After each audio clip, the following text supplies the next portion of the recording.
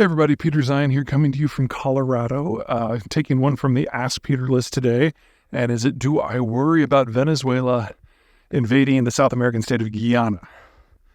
For those of you unfamiliar with the backstory, Venezuela, until roughly 2000, was one of the world's major oil producers, kicking out somewhere between 2.5 and 4.5 million barrels a day based on the environment. Since then, a guy by the name of Hugo Chavez, who is a populist who is completely incapable of doing math, took over and ran the place for about 15 years before he died, and his successor, who was a poor-quality bus driver, took over. No joke. And they've run the place into the ground, so total production now is no more than 1 million barrels per day, and even that's a little touchy, and in fact, we're probably going to see a new round of American sanctions go on it in a couple of weeks here, in which case, even that low level is probably going to fall. And I can see a situation before the end of the decade where Venezuela actually becomes a net oil importer because of their inability to operate their own fields. So that's the backstory.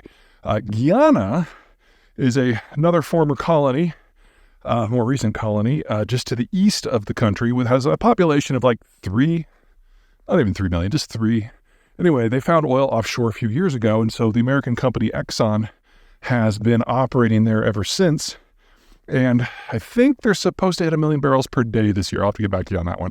But it's definitely over 500,000 barrels a day. It's been the most promising new oil play in the world that is not on the U.S. shale patch.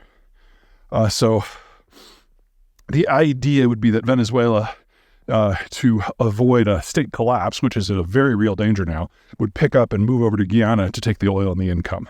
No, is the short version. I don't worry about this. 3 reasons. Number one, there is no infrastructure linking the two countries. The corner of northeastern Venezuela that abuts Guyana is full-on jungle, and there's not even a single road of note. So the Venezuelans would have to use their Navy and the Air Force, and they don't have either of those things, which brings us to factor number 2. They don't really have an army either.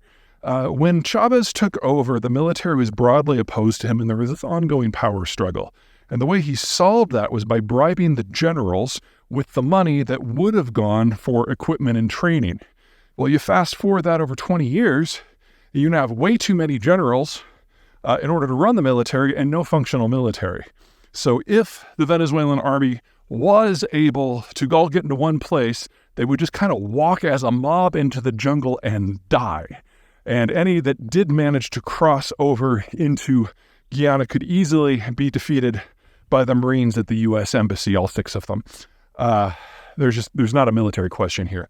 And then the third issue is that I don't think it's going to happen because all of the oil production is offshore, and Venezuela, even its heyday, even when it was well run, didn't operate a single offshore project. So they would have to, take over the country, rowboat out to the facilities, take them over, and then kindly ask Exxon to keep operating them, but to send all the income to Caracas? Yeah, no, not going to happen.